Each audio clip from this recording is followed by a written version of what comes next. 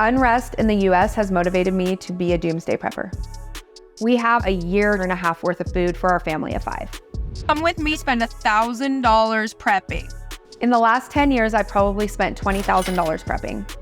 I thought you were crazy. In here is where we keep our guns. Do you think the prospect of having to prep could be scary for your children? All the yellows are ready. Those are the yellow sunbursts. My name is Krystal, and I'm a doomsday prepper. My husband's name is Derek, and we've been together for 15 years. We have a 12-year-old daughter, Lilah, an 11-year-old daughter, Kaylie, and a 7-year-old son, Colton. And drop them in that hole and that. When I first started learning how to grow food, it was with my grandpa. It is a way of feeling self-reliant to be able to grow what you want to eat.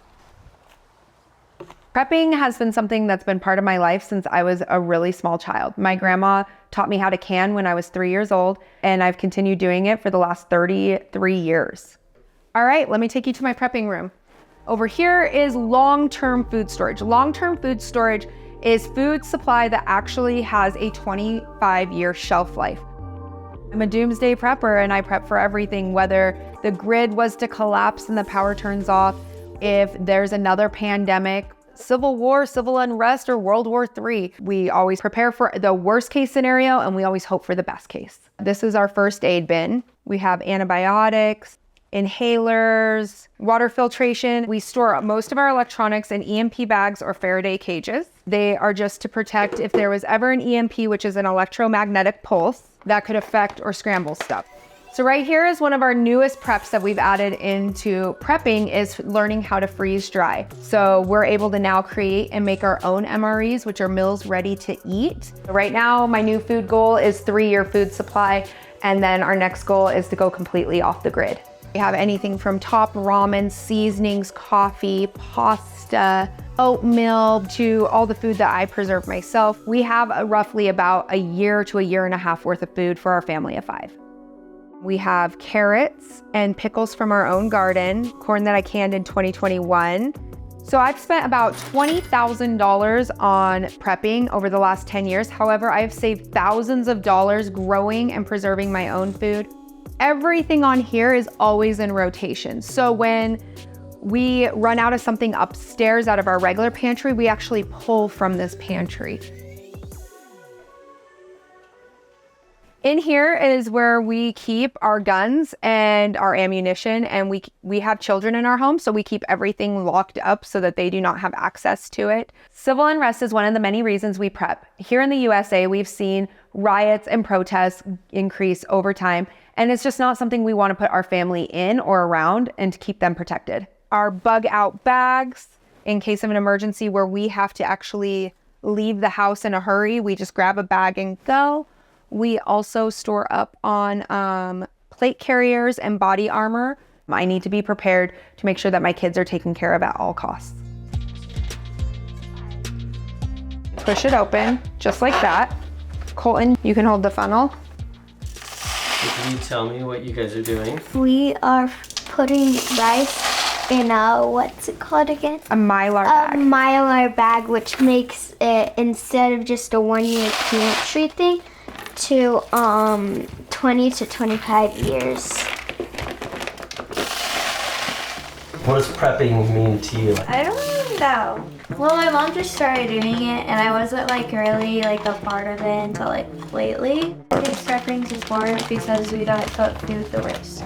Now you have no access to the zipper, so no oxygen can get inside this bag. Do you think the prospect of having to prep could be scary for your children? Absolutely not. Our schools run active shooter drills for emergency situations, so why not bring that to your home life? It doesn't need to be an active shooter. It can be a natural disaster, an earthquake. Our kids love and thrive on knowing what to do in an emergency, and it brings them a sense of calm versus a sense of panic. What was Derek's view of your prepping a few years ago?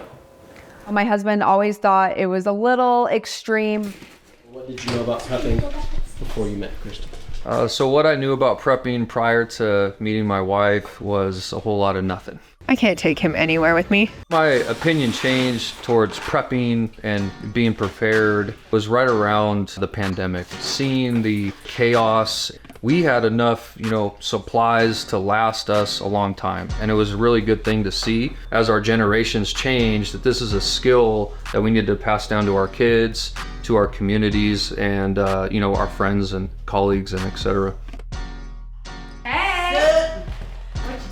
Hey, My friends and family always used to tease me about being a prepper. remember when we were at comp 2 years ago and you were like, do you have all your together? And I was like, nope, not even close. I thought you were back. It's crazy. So what made you want to come to me for prepping if you thought I was bat crazy at first? The pandemic, right? We all went and stocked our freezers so they couldn't. I did. You couldn't even see straight. Yeah, I know you didn't. After, this And we're in an whole election season right now. election that's going on. People it are scares talking me. about civil war and civil unrest and Yep. Whether you see it now or you see it later, you need to start preparing now. The trolls you get, how do you handle that? How do you? I don't read the comment section.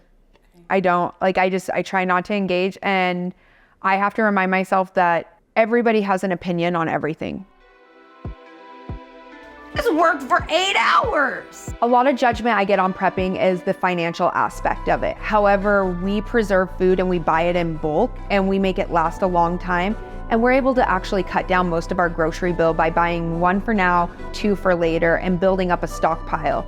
That one's mean. Some of the other negative feedback I've gotten is threats towards my family, people saying that I live in fear or that my family constantly lives in fear. We actually don't fear a lot of things. We just prep for everything. I'll take the hate and I'll take the negativity if that means that somewhere out there that there's a person who in a natural disaster knows what to do. I'm not expecting the worst thing to happen. You don't go buy car insurance and life insurance expecting to die tomorrow or to get into a car crash. Prepping is a self-insurance plan. I prepare for the worst thing to happen, but I'm always hoping for the best. What I would like people to understand about doomsday prepping is that it is not all doom and gloom. Being a doomsday prepper doesn't mean I think that the world is ending imminently. I like to be prepared for whatever may come. What I hope for the future for my family is that to live very peacefully and happily no matter what, and that they always feel that they're in a safe environment. Thanks for calling me bat crazy on the show. I love you.